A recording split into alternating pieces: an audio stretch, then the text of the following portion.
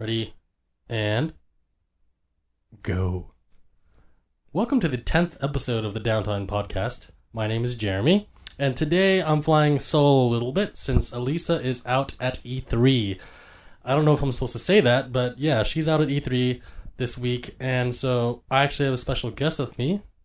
Say hello, Jairus. Hey guys, I'm Jairus Camby. It's a pleasure to be on today. I'm really passionate gamer, and Jeremy invited me over, so I couldn't help but, come over.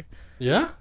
So today, my buddy Jairus came over. He's a huge gamer like Alyssa and I, and we're going to talk about some video games. And speaking of E3 and Alyssa, we are going to talk about releases from E3 this year. And oh boy, are there a lot of them. A lot of interesting ones. Oh yeah, dude.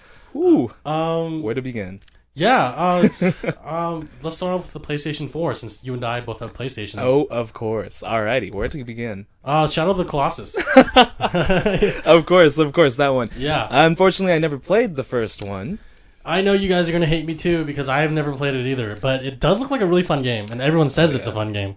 I remember a lot of my old friends that played it were mentioning how story-driven it is, and how, just how overall it's a really great game. There's a lot of emotion into it, and how colossal it gets, of course, with your boss fights. But now when I saw the trailer, I was pretty impressed that it's getting the remake that it deserves. It looks really, really crisp and really fresh, honestly. Yeah, I heard it's like a real remake too. It's not like it's not one of those HD remaster. Yeah, right?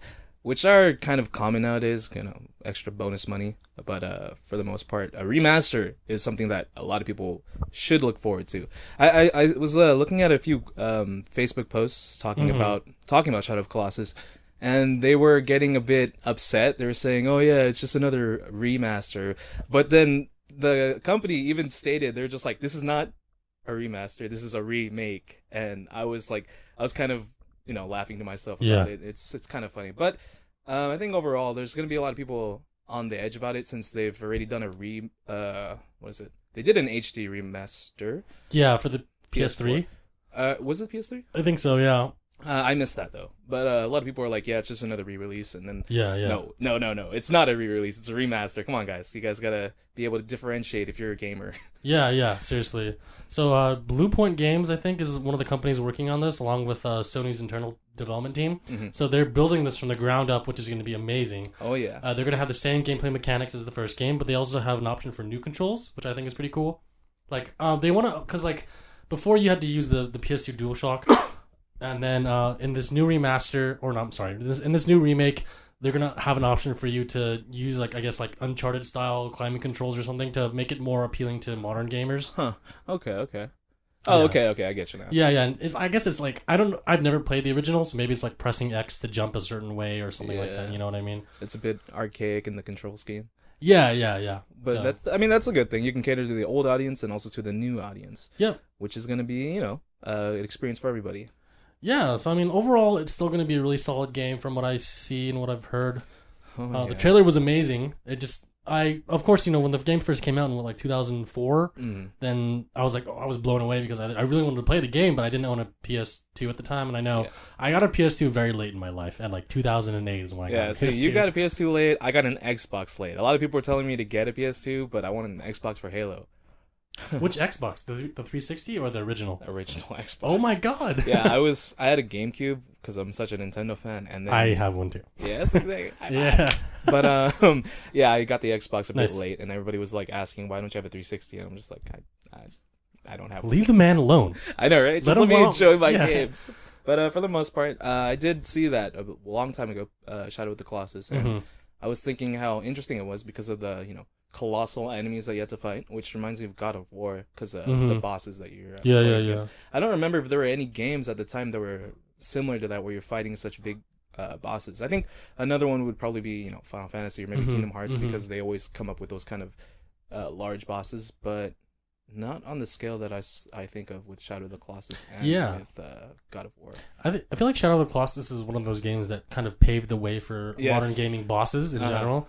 And like you just said, God of War, because God of War came out after Shadow of the Colossus, I think. Did it now? Yeah, I think so. And so then that kind of inspired people to, realize that you can do so much more on the PS2 hardware, like with these wide open environments and these large scale bosses. Oh yeah, I love it when a console's lifestyle, like, it's pretty long, and then from the beginning you see games like they seem like you can tell that it's the beginning of their lifestyle, or of the console's lifestyle, and then you get later and later into the console's lifestyle where these games are like pressing the boundaries of the machine. I think a great example for that would be with the 360. Like, you see some of those games, like, I don't remember what one of them was like Cameo or something like that, and then you see Halo 4. Yeah. When I remember seeing that cinematic trailer, I was dropped. I was like, wow, that's phenomenal. I didn't even think it was the gameplay. But anyhow, moving on. No, yeah, I know what you mean. Like, another good example of that is like what's the game on Wii? What was one of the first games on Wii? Wii Sports. Well, yeah. If you look at, I mean,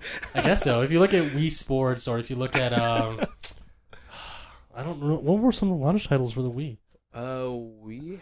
There was Wii Sports. I know that. Yeah. There was WarioWare. Yeah. And then there was Twilight Princess. Okay, well, let's put it this way. Look at Twilight Princess, and then look at one of the games called The Last Story for Wii. Oh, yeah, The Last Story. No, you gotta go over Xenoblades. Oh, yeah. Well, there you go. Yeah, that Xenoblade, and compares Xenoblade and Twilight Princess. And then, those two games are very far apart in lifespan, but at the end of the console's lifespan, it really showed and pushed the hardware of the Wii. Especially when so there was those 3 games that were brought over to America that were regional. No, what's the word? I don't remember the right word, but they were translated. They brought over to America. It was because of Project Rainfall, where a lot of people signed the petition to show that people were interested in these games. Yeah. Xenoblades, Last Story, and there was Pandora's Tower that were brought over. And these were the last, like, the final JRPGs for the Wii, and honestly, they were really good. The Last Story, it makes sense. Yeah. It's very fitting. It's a very fitting end. Honestly, the Last Story was Nobuo Uematsu from Final Fantasy was one of the composers for it, so I was really ecstatic. We'll talk about music later, folks. Of course. All right, so going back. Oh yeah, so Sony. I didn't watch too much of the Sony press conference. Did you check it out? The only other thing that I heard about was Monster Hunter Worlds. Monster Hunter. Oh yeah, yes, Monster Hunter Worlds. A lot of the Monster Hunter fans are getting really excited, I'm sure, because they're finally getting their console game instead of having it on the 3DS, which I'm sure was a bit upsetting for all those PS4 owners or any of those PS Vita owners, because they weren't able to get their hands on a Monster Hunter game for a while. And I was wondering, what's up? I wonder if they still make games for the Vita, because I haven't heard of a release in a while. I think it's a dead console at this point. I think it's a dead handheld. Because Alyssa actually owns a Vita, and I asked her about it. She's like, yeah, they still do. Just it's slowly dying. It's like, really, they do. Like, the only game I know about is Persona 4 Golden. Right. And that's the one game that I keep on being told to play if I ever had a PS Vita. Yeah. So, I've been told to do that too, and I haven't picked up Persona 5 yet, but Alyssa's a huge Persona fan. Oh, I really want to pick that up too. Yeah. So then she's been talking about it on the podcast while I've been talking about like Yakuza and like other future games for the PlayStation. So on the list here, oh my god, Call of Duty World War II is one of the games shown at the Sony press conference. I don't feel we need another Call of Duty. I think it's cool that they're going back to World War II, but it's so old now. The concept is so old. You literally have like 5 other games that are first person, third person shooters. I think they're all first. Far Cry is first person, right? Yeah, it is. There's Far Cry. Anthem is the new one that's released by Bethesda, and what was it? Is it Bethesda? Give me a second. I'm going to fact check. But for the most part, the gameplay is going to be similar, where it's kind of gunning it down again. It's BioWare and EA. Yeah, there you go. For Anthem. Which, I mean, it's not bad. I mean, there are a bunch of games. There are genres, obviously, and people like those genres. But I feel like we don't really need another Call of Duty when they're always hammering out another one every single year before a holiday. I'm just like, come on. They have a 3-year development cycle on it, since they have like 3 developers working on the game constantly.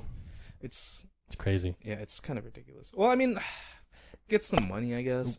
But I don't know. I feel like once you're just going the money route, you're not producing quality games. Oh yeah, no, totally. I see what you mean. I mean, like you're just doing it's for profit, All these companies, they're a business, they got to make money, so they got to cater to the widest market, which is kids who want to shoot each other constantly at a very fast pace. As interesting as it sounds with all the news, but anyhow, we're not gonna get into that. Yeah. So Call of Duty is one of the releases.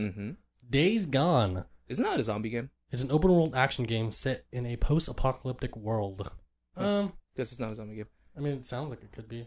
It does. It looks like a zombie game from the screenshot. We're just looking at GameSpot's like review of the PS4 games or just PlayStation games. Destiny 2. I played the first one. I wasn't a huge fan. I had a roommate at the time who was super into Destiny. Like he had all the DLC. He would put like 70 hours into it, 70 hours plus. Like it was like a full-time job for him. Like he put 40 hours a week into that game. Oh man, that's great. Yeah, I mean, that's when you know you're really into it. I still have the game, but I don't think I'm ever gonna play it ever again. I think I might sell it.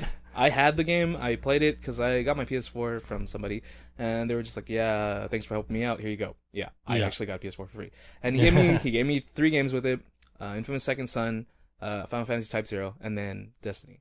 I tried out Destiny because of all the talk that was going on with it. I didn't have PSN at the time, so at a certain point when you play the game, you literally cannot play any further. You need online in order to continue on. And I was kind of frustrated with that. People could be like, "Oh, you're just being cheap." But I mean, like at the time, I didn't really have a need to play my PlayStation all the time, and I was just really curious about the game. I had fun playing Destiny, but the fact that I couldn't go further beyond couldn't go beyond a certain point because it was locked behind internet. I had to have internet in order to go further. It kind of really frustrated me. So I didn't really like that kind of concept. But for the most part, it's just another shooter game that has RPG elements, which can be something that people like, but for me, it was kind of a pass. Yeah, no, I understand you. I feel the same way. Like, I'm not really into shooters for the MMO aspect. Mm-hmm. I mean, with an exception, I really like Borderlands because I think I like the co-op aspect of Borderlands. That one, I remember, there was a prequel kind? What was it? No, it was Borderlands 2 that had co-op. And I was playing with my buddy, and I did think it was really funny. The art style, like the direction they went with that was really funny. And then I remember Claptrap, one of the funniest characters. Well, I mean, he's not, I don't know, a lot of people, it's hit and miss with him, but I enjoyed his sense of humor. It was really funny. Yeah, no, so I did too. That definitely got me on board with it, but I didn't have a console at the time, so I couldn't play the game. Mm-hmm. And I only got to play whenever I went to my roommate's place. So it's kind of like, not my roommate, one of my friends. I didn't really get your roommate's place. Yeah, so his room. Yes. My friend's place. Correct. I would go there and I'd play it, but then I wouldn't really get the sit down and be able to play for a long while and enjoy it. Feel. Yeah, no, I see what you mean. But I did like it for what I was playing, despite the fact I was talking about gun games earlier. Detroit Become Human. Don't know what that is. David Cage. He made what's that game? Damn, the game with we get to make choices. Heavy Rain. The trilogy game, the trilogy series where it's like those kind of games. I know Heavy Rain was one of them. There was another two, but I don't know the other two. But it was like a movie kind of, and you had to make choices. Yeah, I just remember Super Best Friends, and there's another kind of group that would play the games. Yeah. Ooh, there we go. Now we can talk about this. God of War. Yeah, I haven't played a lot of God of War in my life. Neither have I. I just remember looking up a lot of cinematics because I was curious, and my brother, being curious too, was showing me all these death scenes and whatnot. Yeah. So I did get to see the last boss battle with, I think his name's Kratos. Yeah. Kratos, and I believe it's Zeus. Yeah. And sounds about right. It was pretty epic. Mm-hmm. But for the most part, I was confused as to how there was a new setting.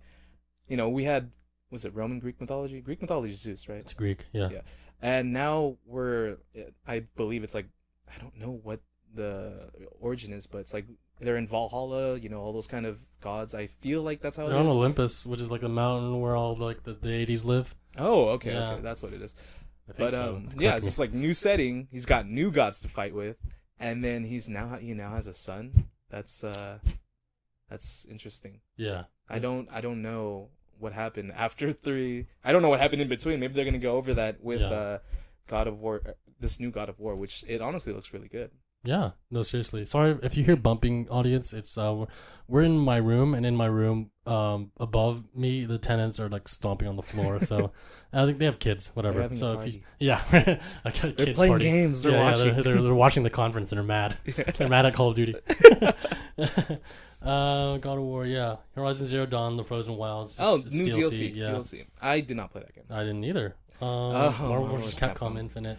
Okay, so this one, it's just, Marvel vs. Capcom is pretty enjoyable. I like the other games, but from what I remember is that if you get comboed, you're dead.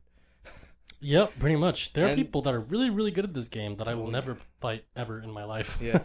The thing about this one, though, is that I feel like they're going for a more story-driven kind of thing for it. Because, you can see, like, they're just, the trailers that they're bringing, they're showing, what is it, Sigma from Mega Man X, the main villain, and then they have Ultron from the Marvel universe as the main villain, and they like literally, what is it? They fusioned. Yep, they like Ginyu Force fusion together. They fusioned. Dragon Ball Z fusion. They have a weird like mix of their names. Yeah, wait, no, Sigma Ultron, I think it is. I think it's literally just their names. Yeah, I was like, that's creative. The one thing that I can't get behind is the way their voicing is. It's literally just the voice actors' lines just slapped onto each other, which I feel like it doesn't work well. I feel like it would have been better if they had one person's voice and then they just like meshed it or mixed with it in a DAW. It would have sounded way better. They're trying to go for that cheesy like storyline. I think it'd be interesting. Yeah, there we go. Okay, good. Sorry. No, it's all good. Let's see what's next up on Monster Hunter World. Of course, that one, like we mentioned earlier, I feel is going to be a big hit, especially because it's on PC too, right? Yes, PC and PS4. Is it cross console? I don't know. If it is, I feel like that's going to be a very big like hit. Oh yeah, totally.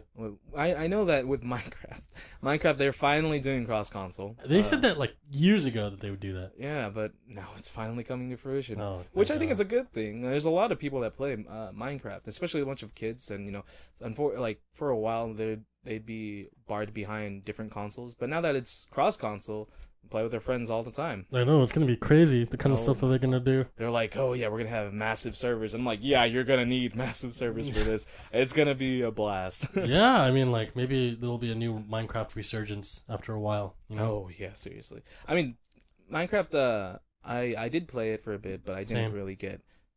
Well, no, okay, that's a bit of a lie. I did get into it. Yeah. But after a while, it did fall off with me. I stopped playing because, it's just after some time, you kind of go on to better things. Like, like your PS4. yeah. When you finally get one, you're like, yes. Yeah, you're finally playing actual console games. Not saying that's not a console game, but it did start on a PC. It did, yeah. Shadow of the Colossus is next, and then Spider-Man. Did you see this? I did. It was really cool. It actually looks really good. Yeah. I was pleasantly surprised. I was like, Insomniac's making it. I was like, what is going on? Spider-Man's back, and they have Yuri Lowenthal as the voice actor, I believe. Wow. Yuri Lowenthal, do you know the voice actor? No. He's famous for doing his Sasuke role for Naruto. Yes. In the English dub? Yes, the English dub. I've never watched the English dub. Oh my god. I watched the English dub. That's how I got into anime mostly. But for the most part, it's this looks really good. I'm not gonna lie. I never really played I did play the one for the 64, which I did like, and I've heard mixed things about the other ones that have come, and I feel like this one might be its redemption time. Like I feel like the Spider-Man video game, its video game counterpart will come back with this installment, which I feel looks really good. Yeah. I mean, I haven't gotten to play it, but looking at it from the gameplay, it's just like another beat 'em up. It reminds me of Arkham Asylum. Yeah, and I think that's what they're trying to go for. I'm not against it. Same here. It looks fine. I'm all for it. I hope they do that. You know, because I want this game to be separate from the Marvel Cinematic Universe. I really want it to, so that they can have more creative freedom. I really am hoping it's not going to be like the movie, like whatever new Spider-Man movie there is. I hope to God. No, I don't think so. I don't think it. Yeah, otherwise they would have used the same voice actor, or they would have used the same actor, Tom Holland, to play Spider-Man. That's a good point. And they didn't use him, so that's good. Yeah, because generally I feel like movie or games that come from movies aren't really good. Yeah, that's how I feel. No, yeah, you're right. We talked. Alyssa and I talked about that too before. Skyrim VR, we could skip that. I don't want to talk about Skyrim. Uncharted, the new DLC, The Lost Legacy, looks really good. If I remember correctly, they just showed the trailer. They didn't really show. That's about it. Yeah. Okay.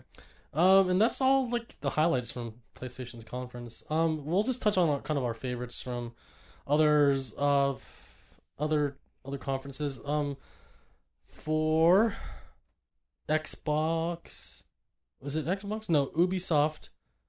Xbox released they announced the Xbox One X, which is ridiculous. It does not slide off the tongue, honestly. It Xbox One X. There were like so many memes posted like XX Xbox One XX. Oh, one of those old gamer tags. Yeah. Oh, you gotta love it. It's great. I honestly feel they could have done titling way better, but when someone pointed out to me, it kind of spells out Xbox, which I think is kind of cool, but not cool enough because the titling scheme is really it's not the best in my opinion. Yeah. And then the one thing I feel like they were throwing out a lot was 4K. Yeah, they just kept saying the word 4K over and over again. Yeah, I mean, I don't mind that they're jumping onto like the future kind of thing, but it's kind of not okay. E3, yeah, you show your new consoles and all that. Yep. But for the most part, you show your games. Yeah.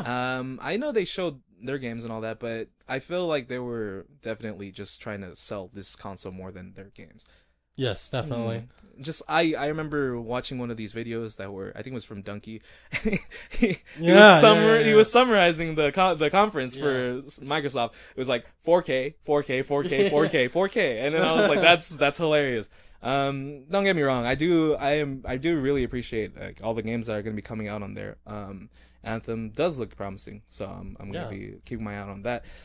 But like I said, it's kind of the console or the conference was questionable. Yeah, it was probably the weakest of all the conferences that were shown. The biggest thing about me with the Xbox One X is that it has backwards compatibility yes, to the Xbox, like the very first generation Xbox games. So I was like, oh, that's pretty cool. I mean, it's very bold that Microsoft did that with their new console. Of course, they're looking at PlayStation now. Like, all right, Sony, what are you guys going to do with your console? Are you going to make it backwards compatible? And of course, Sony's like, no, we're not going to do that because they already have games available on the market for you to buy that are backwards compatible, on quotes. But yeah, I mean, the Microsoft press conference is all right. It's kind of funny, though, if you remember the release of the 360 and the PS3. Or was it? No, the Xbox, was it? I don't remember which one it was, but Microsoft made the move where they're like, no, we're going to do the DMR or something like that. DRM? Was that it? Yeah. Because I remember your console had to be online all the time. Yeah. That was like 2 years ago, right? I don't remember. It's been so long. But I just remember the backlash they had from it. And PS4, like Sony was like, we're going to capitalize on this. We're backwards compatibility. Everybody was like, yeah, I remember the video. Everybody was getting really excited and they were really happy about that. I think they're learning from that. Well, it's because like at the time, Microsoft was like, we're going to be DRM only. You can only play our games if you're online, which means that GameStop was going to be put out of business because there's no way you could buy new game or used games. Otherwise, you can't, be online all the time. I think that's what the argument was. And then Sony was like, this is how you trade games. And they just showed a guy giving another guy a game. And I was like, this is it. I was laughing so hard. I was like, Sony, you guys are killing it right now. You guys are amazing. That's so funny. I bought a PS4 before that, so it didn't really matter to me. I was like, I'm happy with my PS4. Yeah, of course. But yeah, so Microsoft press conference, whatever. Bethesda announced Evil Within 2 and Wolfenstein: The New Order, which I thought... I'm sorry, Wolfenstein: The New Colossus, which is the sequel to The New Order, and I thought that was really good. I played the first one, The New Order, and I really like the storyline and where they're going with it, and The New Colossus it's going to be 10 times better than the first game, hopefully. I actually didn't get to play the remake. I was really curious about it, though. Apparently it's set in a world where Nazis are...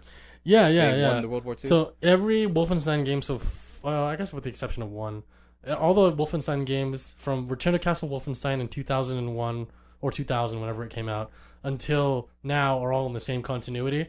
And they kind of reference each other in the past. The last game, New Order, without spoiling anything, Jairus, for you, because I really think you should play it because it's a really good, solid first-person experience. Okay. Like the New Order is only single player. There's no multiplayer aspect, if I recall correctly, and it's jam-packed full of heart and story and character, and you're gonna love it. Like I've never seen a shooter since Half-Life 2 that was full of this much story that made me attached to the characters. Okay. Basically, you're in World War II, and you something happens to you, and you wake up and you're in an alternate history 1960s U.S. or just a 1960s world where the Nazis rule the world. And this continues that narrative, basically, with the Nazis taking over and you're trying to fight back. So it's pretty cool. That does seem exciting, honestly. Seeing how this potential world could have came about in a video game perspective, honestly, it sounds really exciting. I would love to play through it. I just need to get my hands on the game. No, yeah. I feel you.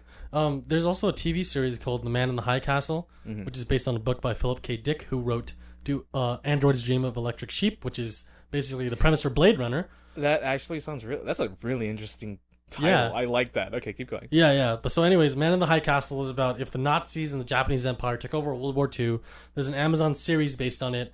Basically, the Japanese take over San Francisco in the show, and they show San Francisco covered in Japanese Empire flags. I'm like, this is weird. And they show New York covered in Nazi flags. I'm like, someone made a set. Like, someone went to somewhere like in the location. They draped Nazi flags in the public to shoot this show, and that must have been weird going to class and like a college and being like, is that a Nazi flag on the side of the campus? On? Yeah, get all those like I don't even know what they're called, neo-Nazis. I feel neo-Nazis. Yeah, get them out of here. Yeah, get off my lawn. No, but yeah. So definitely check out Wolfenstein: The New Order. The new Colossus is going to be a really good game. I mean, I hope it will be. Other than that, Bethesda announced Doom VR and Skyrim VR. Let me just say, I'm tired of Skyrim. It's been so long. I don't think you're the only one. It's been 5 years since Skyrim got released. 5 years! And in those very 5 years, they've re-released it multiple times. Yeah, it's like the Resident Evil 4 of Bethesda. Resident Evil 4 is on every console now. I know, but I feel like it wasn't as announced as Skyrim is. Yeah, that's true. The one thing that I feel is kind of good with the Skyrim being re-released is that it's being released on the Switch, which is going to be kind of good for Switch owners if they've never played it before. Plus, you do get that DLC where it's going to have all the Nintendo exclusive kind of things. Right. But I do feel that you could have already had something along the lines of that with the PC version if you had it on Steam where people just mod things.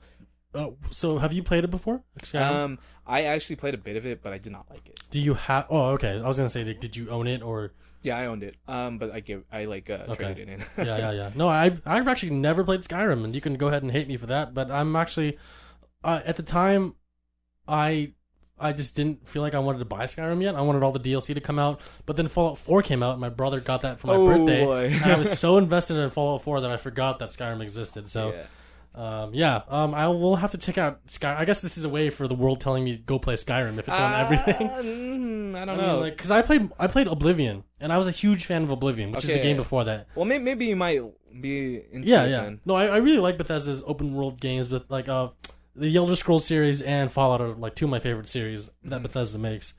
So I think I'll like Skyrim. I need the time, you know? I don't know if we have the time anymore. No, exactly, yeah. We're adults and we're working and we make money. But honestly, that's why I'm telling you to play Wolfenstein: The New Order, because you could play it in short bursts and you'll still have time to do other stuff too. Sweet.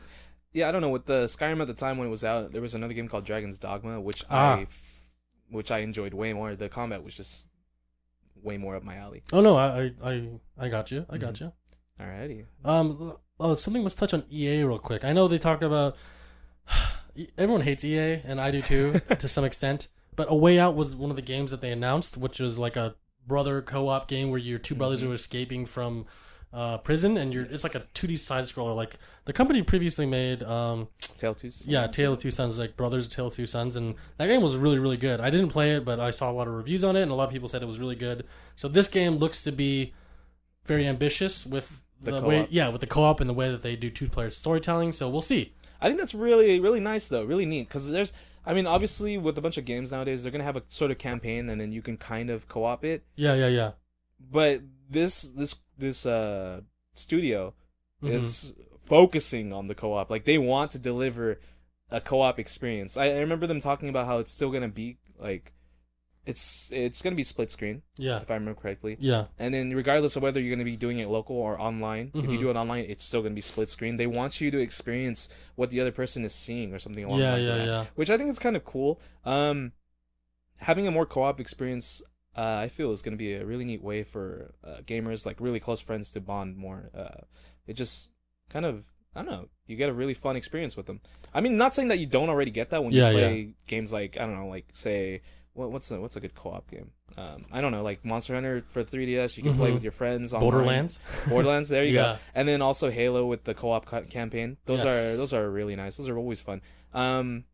Throwing grenades on each other and running out. But, with this one, it's strictly going to be co-op oriented. So I feel that's going to be really nice to have in the gaming market. I think the world needs just more co-op games in general. Speaking of co-op games, real quick, going back to Microsoft, they announced the release date for Cuphead. I don't know if you know the game Cuphead. I've seen that. It's like really old school cartoon, like 1930s style artwork, and I thought that was really cool. Like, it kind of looks like Popeye a little bit. Yeah, there you go, Popeye. And I thought that, and I really like that. So it's a 2-player co-op game. It's a platformer, right? Yeah, it's a platform, and it's going to be released on Xbox One, probably the One X, and also Steam. So I'm really looking forward to that. I have not looked into much of it. All I know is that I've seen like some visuals of it, And that's all you need to, honestly. it's really, catering back to that time. Oh yeah, no, totally. Though you did mention EA, there is also Battlefront 2. Yes. I almost forgot about that. That was the one thing I was thinking about. So I love Star Wars. Same. Yeah. Although I heard with the re-release or the Battlefront that they made, the recent one, although it's gorgeous and all that, there were a lot of flaws. Yes. What with EA being the the place that they released it from. But I heard that from this second one, they actually heard the feedback and they are patching all that up. What was it? Apparently, when you wanted to play as a hero, there would be like an emblem emblem, some sort of physical thing that you had to go to pick it up and get it. This time around, they got rid of that, which I feel is really nice for a lot of people because instead of everybody like running for it, what they're doing instead is that they're having it objective based. You get a bunch of points, and for doing certain objectives, you'll get more points, and then you can buy that. You can be a hero. You can use a vehicle.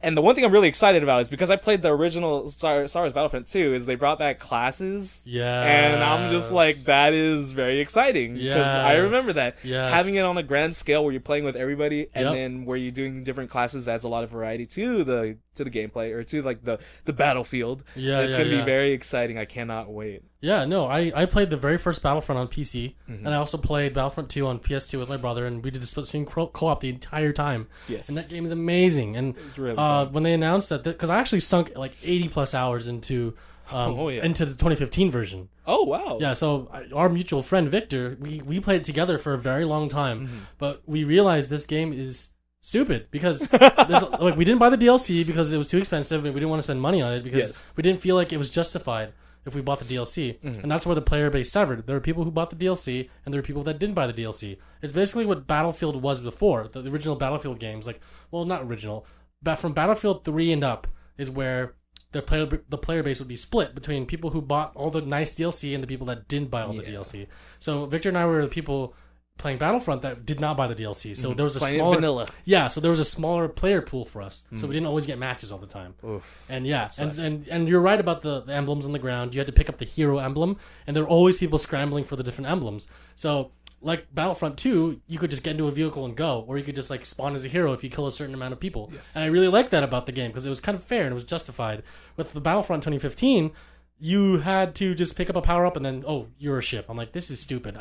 I pick up an X-Wing power up and I suddenly appear into an X-Wing. I'm like, this is stupid. This is really stupid. But it looks like from Battlefront 2, the new release coming out later this year, they're actually going to have you jump into ships and stuff like that. I hope so. It's later this year? Yeah, it's later this year. I'm excited. Yeah. So in this game, there is no paid DLC, which is great. I think they had extra help from like Criterion and another studio. So it wasn't just DICE working on this game, which is great. They have a separate single-player campaign, which is really great. Let's touch upon that. Yeah. Which I am actually very interested in. Yes. Because all the time you're usually getting the good side of the story. Yeah. You do hear, I mean, barring the other exceptions of the Star Wars series, because there are a lot of games, and some of them do go along the lines of the dark side. But this one I feel is a bit interesting because what is it? She's a stormtrooper, right? Yes, she's like a special forces stormtrooper. And it's literally right during the time Return of the Jedi at the end. Yeah. And then what is it? The Death Star blows up and they're like stranded. They're like wondering what to do. I remember. So they have to regroup with the rest of the forces that were fighting the rebels. I'm like, you never get to see this. Yes. And the best part about this is that it's canon to the entire franchise. Yeah. Beautiful. Yeah. So yeah, Lucasfilm was like, this is canon. So you get to play as someone from the end of 6 all the way up to 7. I was like, that's awesome. You get to see what happens to the Empire during the 30-year gap when they become the First Order. Yes, I'm really excited to see what happens because I don't know. It's just you get to play as this person who's a stormtrooper. You don't get to do that as much. I mean, not just like in Battlefront where you're playing as a stormtrooper, just like some other nameless person. No, you're playing a character, and you get to live through what happened for them, their side. They believe they were in the right kind of thing. I think that's what it is. Yeah. No, it's morality. You know, like Adam Driver was talking about playing Kylo Ren. He was saying like there's something where you think you're being right, and there's something like, and then there's the versus that is evil. Like he's saying that his character believes that he's doing the right thing, and like there's a moral compass where there's not really good and there's not really bad. It's like your belief is what defines you. And I was like, oh, good job. I love it when games get, or just stories have something that complex in it. It's like, I feel should be the standard for any kind of, if you want to create a really driven storyline, it should have something along the depths of that. I agree. I agree. Really good. Anyhow. That's a really good thing. Yeah. Okay. So, Ubisoft, they announced, Beyond Good and Evil 2, which has been in development for a very long time. 2003 is when the last Beyond Good and Evil came out. Apparently, this game isn't tied to the first game. Like, it's a prequel to the first game. Like, it's still tied. It's in the same universe. It's just this description here says Beyond Good and Evil 2 will be a prequel set before the game's protagonist Jade has been born. So this might be as Jade's mother because they have the same colored eyes and they kind of look the same hair-wise, which opens the door to all sorts of interesting narrative possibilities. If this does really well, we might see a remaster of the first one. Yeah, so here's actually what happened before. They actually they remastered the game already. Oh, they did? Yeah, it's on Steam right now. You can go ahead and play it. I own it on Steam. Okay. It's an HD remaster, meaning that they took the original, like, what console it is on? Was it on, like, N64 or whatever? And then they just upped the assets a little bit and made it look prettier. It was on the N64? I don't remember what console it was. It probably was on N64. Don't quote me on that, anyone. And then, they just upped the assets to make it look prettier. Mm-hmm. And that's about it. So if they remake the game, I think that'll be better. Like with this engine, if they remake it, holy crap, that would be beautiful. Or maybe they'll pull like a Halo where they have the HD on top of like the original game, so that you could just switch between graphics. I thought that was a really cool, nice touch to the Master Chief Collection, and just to all the HD collections of the Halo games. It was amazing. I'm if you can't tell, I kind of really like Halo. Yeah, me too. Like I've never played Halo 2 Remaster yet, the HD Anniversary Edition. I really want to. Yeah, no, it's fine. If you ever do get your hands on it, it's definitely worth the play. Especially if you really like the Halo series. I do, and Halo 2 is my favorite game in the entire franchise. I really did like Halo 2. So Ubisoft, they also announced Mario and Rabbids. I'm not too excited about that game. Okay, I'm not gonna lie. I laughed really hard when I saw that. I did too. It's a good thing for Nintendo. Like, they're finally breaking their mold where they're like, yeah, we're not gonna release our things on different kind of platforms. Or not that, but like for other studios. But they're finally kind of, well, I mean, they've already done a few things, but I feel like they're gradually opening up to more ideas. I just wish it wasn't this one. I mean, I'm not saying that it's bad. It honestly, I like my strategy RPGs and all that stuff. More tactical kind of things. So this one I would be willing to play, but I wouldn't buy. Basically saying I'd borrow it from somebody. So if you were at a Target and you saw it sitting there, and you're gonna like, oh hey, that's Mario and Rabbids, would you go up and play it? No. Okay, Mario. When you think of Mario, you think of 3D platforming or like Mario Odyssey. Yes. Okay. Holy crap. We'll talk about that in a second. Yes. Yeah. So you think about that, platforming Mario or exploration kind of thing. You don't think about it with Raving Rabbids, which I don't even remember what that's for. That's from Rayman, the game series Rayman. They were in like a Rayman party game or something, and then they got so popular. They got popular. They're basically minionized. People didn't love the main character. They didn't like Rayman. They liked the Rabbids, so they separated Rayman and the Rabbids. How come I don't remember any of this? It's okay. It's better that you don't remember it at all. It's okay. Gotcha. It's better that you don't remember. I mean, like I mentioned, it's a good thing that they're finally opening up Mario to other ideas. Yeah. I think it's cool. I think it's good. I just, like I mentioned, wish it was something different. There was a meme that's already been released where Nintendo is talking about how their next possible collaboration is like Assassin's Creed Donkey Kong Edition. Oh my god! And I started laughing so hard. It was just like, it was clearly they didn't say that, but like of course somebody was like, yeah, let me just throw this together. Yeah, it was really funny. That's awesome. Assassin's Creed Donkey Kong Edition. God, no. Oh, no. I mean, like you said, Nintendo's been branching out. They're doing mobile games now. Mm-hmm. Fire Emblem's coming out on mobile. Oh yeah. No, it's already out. It's already out. Fire Emblem Heroes. Right. That's what it's called. I did play a bit of it, but it's not up my alley. I mean, I did play for a bit, but the hype died for me. No, yeah. But it's just like it's a testament to how Nintendo was evolving. They already announced the online service for the Switch. Oh yes, $20 a year or something. But the thing that you get from it is that you get their first. I don't know how far they're going with the generations of their consoles, but you get the library of the NES is what I remember correctly, that's so cool. Which I think is really good idea. $20 a year? Yeah, that's what my coworker told me today. I was I like, think that's a really good idea, actually. yeah, I mean, like, Netflix is $10 a month. And then if you think, oh wow. So then, yeah, $20 a year, that's a steal. And what is it? What is Microsoft and PSN? I think it's $60 a year. It's $50-$60 a year for PSN. Holy God, that's a steal. Yeah. Well, I mean, yeah, if you think about it, PSN and Xbox, when you do their online, they do have that certain thing where you can download games. Yeah. Like their selected games. Yeah, like the free games of the month. I think and some of them are really good. And Nintendo's basically doing that, but with their old school games, which I mean, people love the classics. Yeah, I mean, like the NES Classic is a testament to how people want to play the old games. You know, it's also a testament to saving the entire video game. You know, what is it?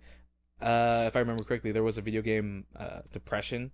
At one point, video games were gonna die, and then Nintendo basically came in and saved that with Donkey Kong, I believe. I don't even know what you're talking about. I will educate you later. Anyhow, we'll go back to educate me after the podcast. Yes, of course. We'll go back to talking about we were mentioning Ravid. We were talking about Ubisoft and Raving Rabbids. Which is obviously a really interesting idea. Yeah. If you're into that tactical stuff, it looks like it could be fun. Like I said earlier, I wouldn't buy it, but if somebody had it and they were willing to lend it to me, I'd be more than inclined to try it out because it looks like it's up my alley. But as I mentioned, not something that I'd buy. So before we move on to Nintendo, there's two more things that I want to touch on Ubisoft. The first is Far Cry 5. I played 4. I didn't play Primal. I played 1 and I played 2. Of the Far Cry series. The one set in Africa was the second one where you had malaria. It was basically malaria simulator because you had to keep taking pills every 30 minutes to an hour. Oh my God. And that's how you survived. If you didn't survive, then you would I think it would kill you at the end of the game or during the game. So that game was kind of dumb. I didn't play 3, although 3 got a lot of really good reviews. I played 4 on the PS4. Solid game, really good game. I didn't play Primal because it was basically a copy of 4, but set in like the Mesozoic era or something. I've heard there was one particular one where it was like a DLC version where it's literally... Blood Dragon? Yeah, I heard a bunch about that. It's like 80s music. Yeah. The entire time. It's basically like 80s cyberpunk. Yeah. It was... it looked really cool. Yeah. It was DLC for Far Cry 3. And it was a separate storyline that everyone loved. And I've never played it, but I really want to play it. It looks really cool. Yeah, it does. It does look really cool. It looks like... what's that short film that came out with like the karate guy on YouTube? What? Well, the 80s movie where Thor comes and there's a T-Rex and stuff? I don't know what you're talking about. What? Okay, you're gonna have to show me it's after. bothering me. Yeah. Oh, man, what's that movie? It's okay. Someone's going to say it in the comments or something. But, so... what was I saying? So the Far Cry 5 is set in Montana, in Hope County, Montana. So it's the first game that's not... It's modern time? Well, it is modern time, yeah. Everyone thought it was going to be a Western, and I was like, oh, maybe not. It's set in the U.S. I think it's the very first Far Cry game set in the U.S. that's not an island, that's not Africa. Mm-hmm. And not Tibet. Judging from the trailer that I saw, I've never played any of the original or any of the prior Far Cry games. This one looks interesting. Just because of how controversial it is. Yeah. I'm already seeing a lot of... I can already feel how much backlash is going to come from this, where... what is it, like the Christian people or like some sort of religious They're like sector? A cult. In the game, they're a cult. Yeah, and then like... I don't know. It's just kind of reminiscent of how hardcore Christians can get.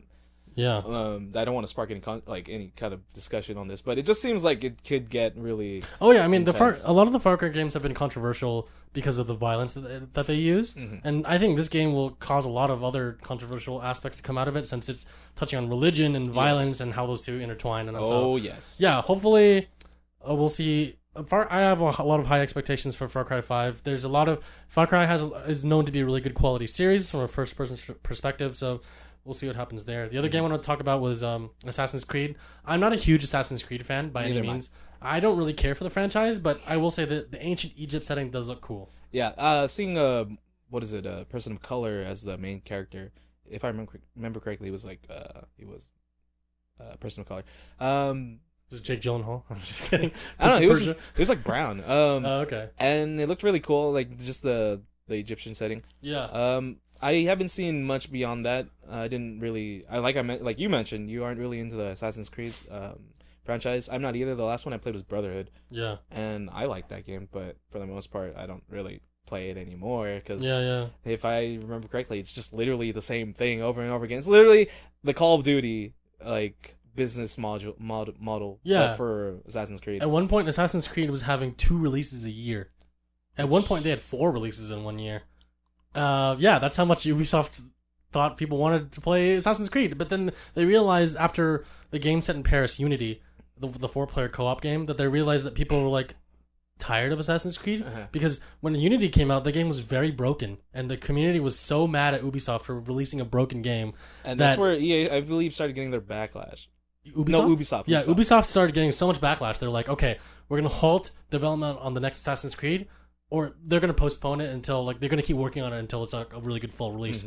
And then Syndicate came out. Honestly, it should be that way all the time. Oh yeah, no, any game should be like that when it comes out. But Syndicate. Yeah, Syndicate was the one set in Britain, and you play like brother and sister.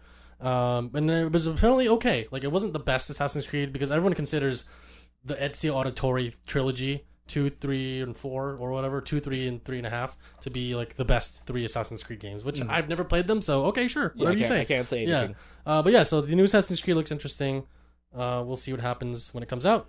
So now, really quickly, the Nintendo. Oh, were you gonna say something? Yeah, I wanted to mention something. So there was one of the Assassin's Creed games called Black Flag.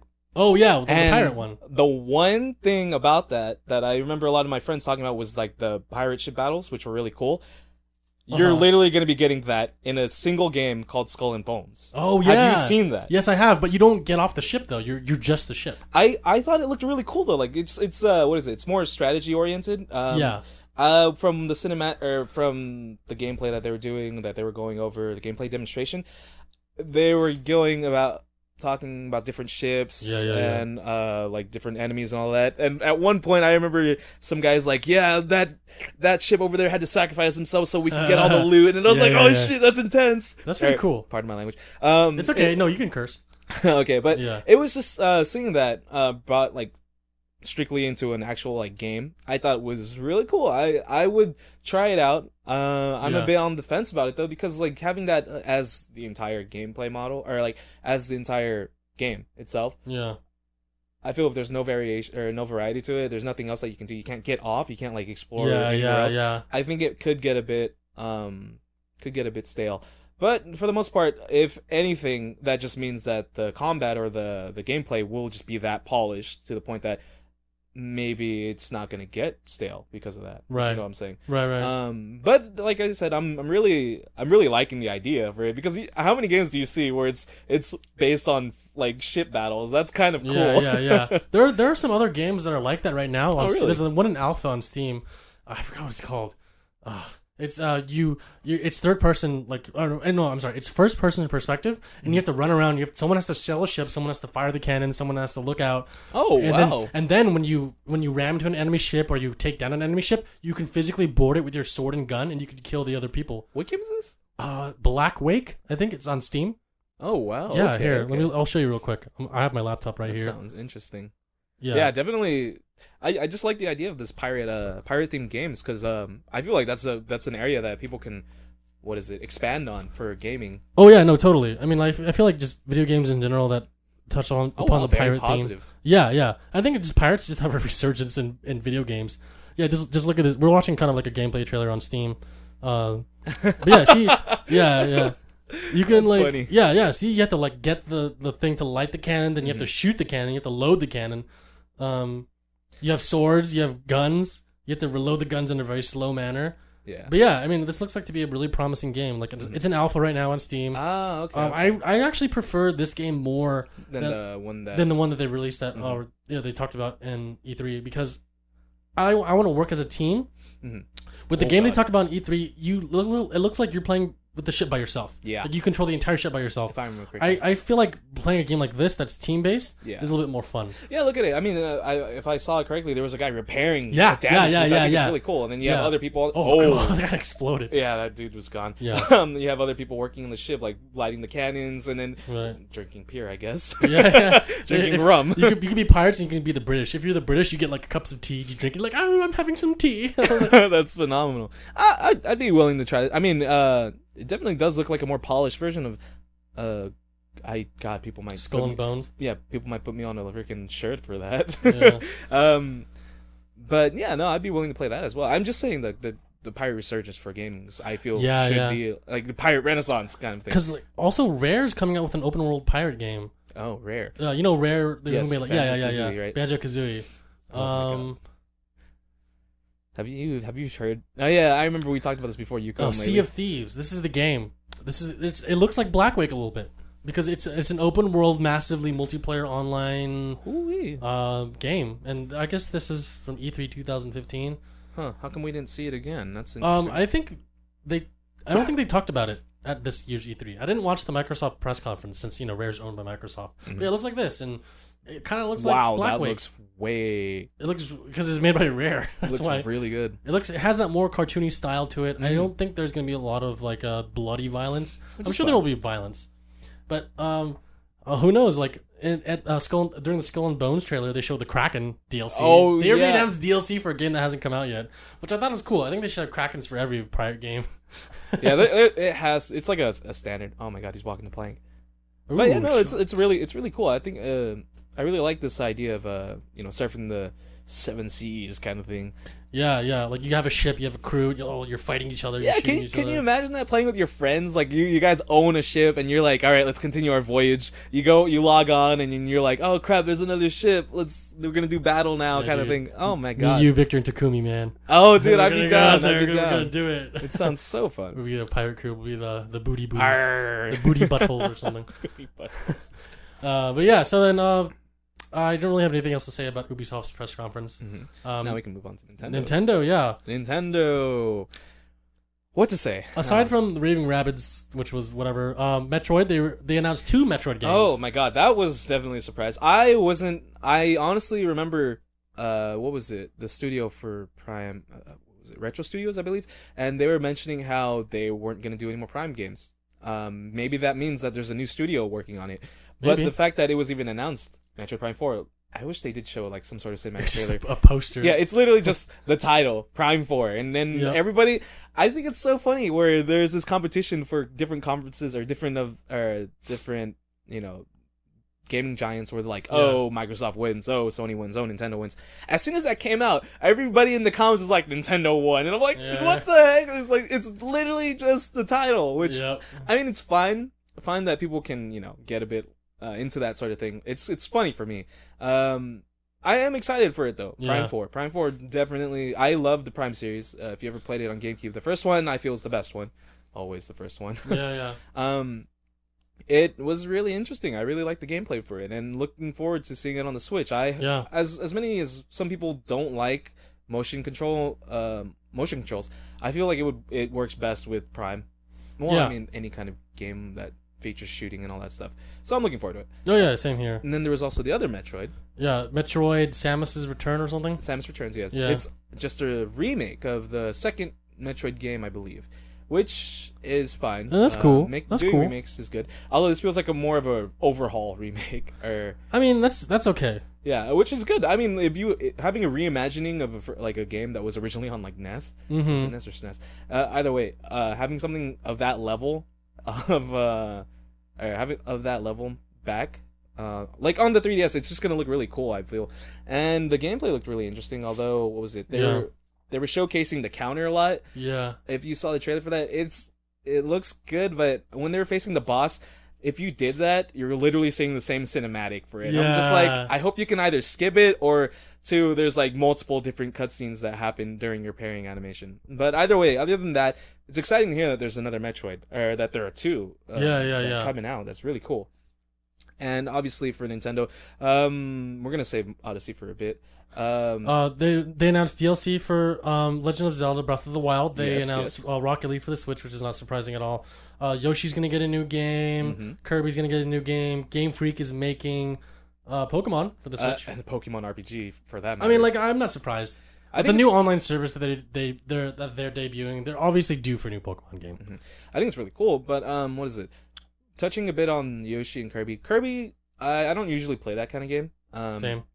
It's more catering to childish, or like to the more kiddie area, which is fine. But I feel like it's still playable for people like who love the franchise or who love Nintendo. Oh yeah, totally. Even with Yoshi, I was looking at gameplay for that. It's adorable. Have you seen that? Yeah, I have. It's adorable. Like, oh my god, the gameplay, or not the gameplay, the stage that's set up. I was watching the game demonstration. You have, what is it? It's like a picture book that's open, and then if you look at the background far enough, it's like that bokeh thing you were talking about. Yeah, soft focus. Yes. Yeah. It's focusing on, Yoshi in that little stage, but in the background you see someone's house, Yeah. which I think is kind of cool. I think it's cute. It's cute. That's really and cute. then the one thing is that you see one perspective, and then later on you can replay the same stage at a different perspective. It's like Yeah. turned around. And it's funny because like sometimes you'll see butterflies or you'll see like little giraffes or anything like that, and then you see these shy guys holding up the butterfly or the giraffe, and I'm like, that's adorable. That's really cute. I've never felt so bad seeing an enemy die in a game until I saw all these shy guys and how they were offed. It was really cute. But moving past that though. Other Nintendo things that were shown was Xenoblade Chronicles 2, which I played the first one. I haven't finished it yet. It got really hard near the end. I love my JRPGs, so I'm a really big fan of it. Jairus is a very JRPG fan. That's the J in JRPG stands for. Jairus RPG, everyone. Just remember that. If you go to the dictionary and look up JRPG, it's going to be a picture of Jairus. Oh yeah, I'm a big fan of that. Although some of the other games that were announced, this is also going to be another JRPG. Sure. I don't remember them going over it in full detail, but there is something called Radiant Historia. It's going to be Perfect Chronologia. It's a remake of Radiant Historia from the PS2, which was remade onto the DS, which is now being remade onto the 3DS. Or am I using remastered? So the game is it's tactical again. It's like a strategy RPG, and you make use of this book that puts you back in certain different time periods or that happened, and you can do different decisions in order to change the future, which I like. I really like things like that. So that's another one that was announced. And then finally going on to more of the Switch games, we have Fire Emblem Warriors. I really dislike the Warriors series. I like the Warriors too. Go Warriors! No. No. But for Warriors gameplay, it's generally the same thing. It's like a massive sort of beat 'em up. Yep. You're one powerful hero, and then you're fighting hordes of enemies. Yeah. The one thing that I cannot get behind for that entire thing is there's no sense of urgency. There's no danger when you're fighting. You can literally stay still for like 30 seconds, even a minute, I feel, and nobody will damage you. That's ridiculous. I don't like that. So I stopped becoming a fan of this entire kind of Warriors gameplay. So that's Fire Emblem Warriors. For the Fire Emblem fans, they might like it. I'm a Fire Emblem like fanatic. Yeah. So that's one thing I'm gonna be missing out on. Other than that, I wish they did show things for like Project Octopath Traveler, which they mentioned before, and then there was something for Shin Megami Tensei getting some sort of anniversary thing. They didn't even show any information on that for the Switch for this year in E3. Some other good games though was ARMS, which I was looking into. Splatoon 2. Definitely Nintendo bringing out a more competitive sort of game. Like I feel like it can be on like a tournament kind of thing, like seeing it at Evo or something. That's a bit above and beyond, but who knows? We'll see what happens. And finally, we can touch upon Super Mario Odyssey. So if you can't already tell, Jairus is a Switch owner, and he's very passionate about Nintendo games. I love Nintendo. You played Sunshine.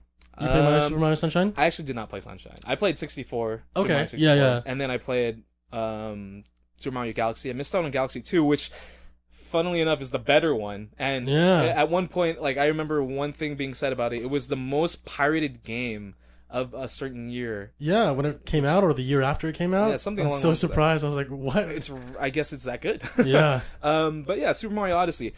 Somebody showed me a picture with these. Two people it was like a tweet, I believe. Yeah. And it's like Microsoft saying, "Oh, 4K. Yeah, we have this new console showcasing 4K and all that." And then Nintendo comes along. It's literally like, "We'll show you gameplay." It shows gameplay of Mario. Throws a hat and possesses something. The crowd goes wild, and I was like, "That's hilarious," because it's essentially what happened at E3 this year. That's really funny. We're checking out the trailer right now. We're just gonna put it on the background. We're not actually. Yeah, we don't have to talk about it. Oh no, it's fine. But seeing this.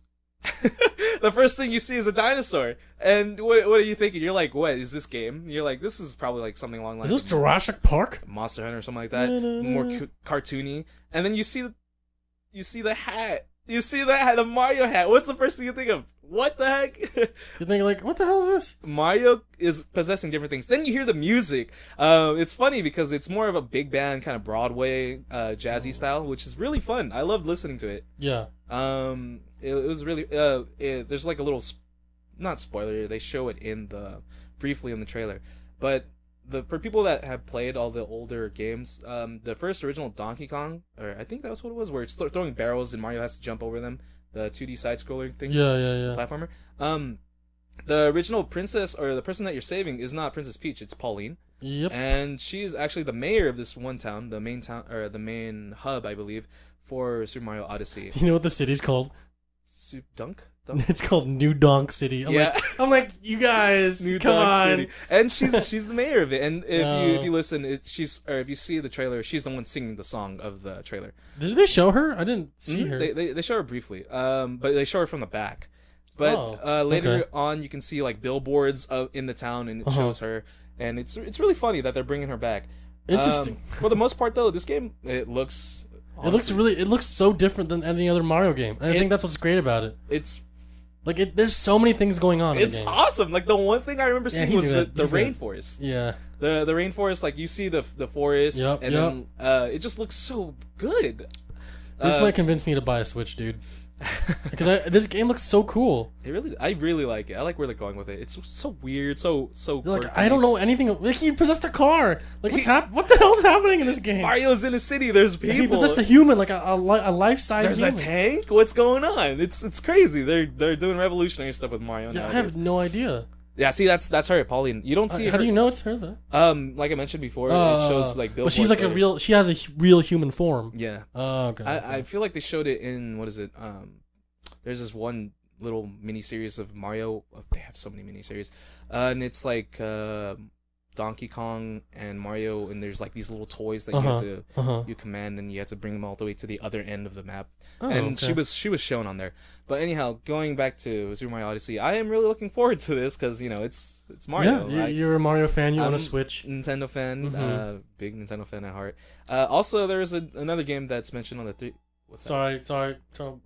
I thought I put my phone on silent.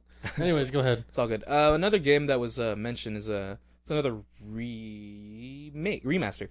Remake. No, God, I'm getting my own terms mixed up. Basically, they're re-releasing Super Mario, Mario and Luigi Superstar Saga, but for the 3DS. Have you ever played that? No, I haven't. It was originally on the Game Boy Advance. It caters to the more Super Mario RPG. Right. The one that Square Enix produced. And it's basically bringing it back to that, but for the more current generation of gamers. And I really liked it, and I'm really looking forward to it. They actually added a different game mode for it, where it's going towards the minion side of the story. Other than that, though, Super Mario Odyssey definitely looks very fun. I am very excited. Looks like a really good game. Into it. I saw some gameplay demonstrations. They're showing off different maps and courses, and man, oh man, looks great. Very quirky. Oh yeah, I'm excited for that game. I'm excited to see it and have you bring it over to my house and play. I was actually thinking about bringing my Switch over. No, it's okay. Not today. Alrighty. That's all I have to talk about E3. I think we can wrap it up now. I really want to talk to you about Zelda and the music of Zelda because I know you're a huge music fan of video games and just music in general. Yeah. But I want Alyssa here too to talk about it with you. So I can promise you that we'll have you back on, Jairus. That's fine. Yeah, I did get a bit carried away talking about different. It's okay. No, I wanted this podcast to be the E3 podcast. Yes. Alrighty then. Yeah. Thanks everyone for listening to the 10th episode of the Downtime Podcast. Thanks, Jairus, for coming on. Of course. It was a pleasure being on here. I hope you guys look forward to having me come over again. It was really fun. We'll like our previous guests, you'll come on again. So don't worry about it. I'm excited. Yeah. So everyone, thanks again for listening, and we'll see you next time. All right, signing off.